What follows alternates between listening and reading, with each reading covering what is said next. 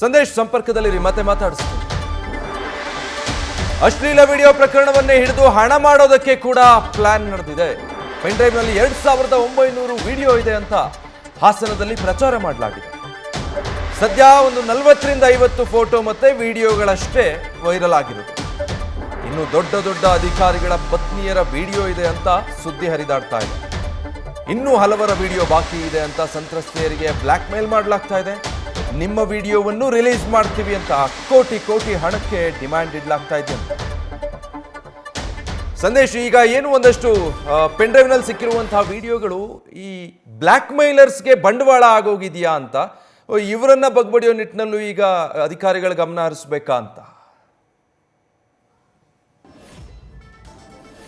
ವಿಜಯ್, ಖಂಡಿತವಾಗ್ಲು. ಯಾಕಂದ್ರೆ ಇಲ್ಲಿ ಪ್ರಮುಖವಾಗಿರುವಂತದ್ದು ಒಂದು ಕಡೆ SIT ಅಧಿಕಾರಿಗಳು ತನಿಖೆಯನ್ನ ಮಾಡ್ತಾ ಇದ್ರೆ, ಮತ್ತೊಂದು ಕಡೆ ಹಾಸನದಲ್ಲಿ ವೈರಲ್ ಆಗಿರುವಂತ ಅಶ್ಲೀಲ ವಿಡಿಯೋಗಳನ್ನ ಇಟ್ಕೊಂಡು ಕೋಟಿ ದುಡ್ಡನ್ನ ಮಾಡೋದಕ್ಕೆ ಈಗ ಕಿಡಿಗೇಡಿಗಳು ಹೊರಟಿರುವಂತದ್ದು. ಅಂದ್ರೆ ಇಲ್ಲಿ ಪ್ರಮುಖವಾಗಿರುವಂತದ್ದು ಒಂದು ಕಡೆ ತನಿಖೆ ಆಗ್ತಾ ಇದೆ, ಸಂತ್ರಸ್ತ ಮಹಿಳೆಯರಿಗೆ ನ್ಯಾಯ ಕೊಡಿಸಬೇಕು ಅಂತ ಹೇಳಿ ಒಂದು ಕಡೆ ತನಿಖೆಯನ್ನ ಮಾಡ್ತಾ ಇದ್ರೆ, ಮತ್ತೊಂದು ಕಡೆ ಅದನ್ನೇ ಇಟ್ಕೊಂಡು ಸಾಕಷ್ಟು ಜನ ದುಡ್ಡು ಮಾಡೋದಕ್ಕೆ ಹೊರಟಿದ್ದಾರೆ ಅನ್ನೋ ಮಾಹಿತಿಗಳು ಕೂಡ ಲಭ್ಯವಾಗ್ತಾ ಇದೆ. ಯಾಕಂದ್ರೆ ಈಗಾಗಲೇ ಸಾಕಷ್ಟು ವಿಡಿಯೋಗಳು ವೈರಲ್ ಆಗಿದೆ, ಜೊತೆಗೆ ಇನ್ನೂ ಸಾಕಷ್ಟು ವಿಡಿಯೋಗಳಿದೆ. ಅಂದ್ರೆ ಸುಮಾರು 2900 ವಿಡಿಯೋಗಳಿದೆ ಅನ್ನೋ ಮಾತುಗಳು ಕೂಡ ಕೇಳಿ ಬರ್ತಾ ಇರೋದ್ರಿಂದ ಇಲ್ಲಿರುವಂತಹ ಸ್ಥಳೀಯರಿಗೆ ಮಾಹಿತಿ ಏನಿರುತ್ತೆ ಅಂದ್ರೆ ಈ ಪೆನ್ ಡ್ರೈವ್ ಸಿದ್ಧಪಡಿಸಿರುವಂತಹ ಕಿಡಿಗೇಡಿಗಳು ಅವರ ಮುಖಾಂತರವಾಗಿ ಅವರಿಗೆ ಬ್ಲ್ಯಾಕ್ ಮೇಲ್ ಅನ್ನ ಮಾಡಲಾಗ್ತಾ ಇದೆ ಅನ್ನೋ ಮಾಹಿತಿ ಲಭ್ಯವಾಗ್ತಾ ಇದೆ. ಅಂದ್ರೆ ಹಲವಾರು ಸಂತ್ರಸ್ತೆಯರು ಯಾರು ಪೊಲೀಸರ ಮುಂದೆ ಇನ್ನೂ ಬಂದಿಲ್ಲ, ಅವರ ವಿಡಿಯೋಗಳಿದೆ, ಅಂದ್ರೆ ನಿಮ್ಮ ವಿಡಿಯೋಗಳಿದೆ, ಆ ವಿಡಿಯೋಗಳನ್ನ ವೈರಲ್ ಮಾಡ್ತೀವಿ, ವೈರಲ್ ಮಾಡಬಾರ್ದು ಅಂದ್ರೆ ಹಣವನ್ನ ಕೊಡಿ ಅನ್ನೋ ರೀತಿಯಲ್ಲಿ ಬ್ಲ್ಯಾಕ್ ಮೇಲ್ ಅನ್ನ ಮಾಡ್ತಾ ಇದ್ದಾರೆ ಸಾಕಷ್ಟು ಜನರು ಅನ್ನೋ ಮಾಹಿತಿಗಳು ಕೂಡ ಲಭ್ಯವಾಗ್ತಾ ಇದೆ. ಈಗ ಸದ್ಯ SIT ತಂಡ ಆ ಒಂದು ಆಂಗಲ್ ನಲ್ಲೂ ಕೂಡ ಈಗಾಗಲೇ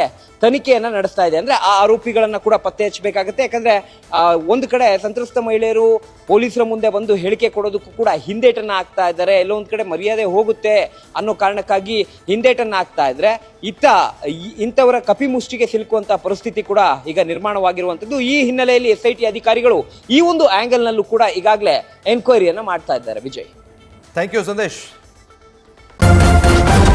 ನ್ಯೂಸ್ ಫಸ್ಟ್, ನಿರ್ಭೀತಿಯಿಂದ ನಿಮ್ಮ ಪರವಾಗಿ.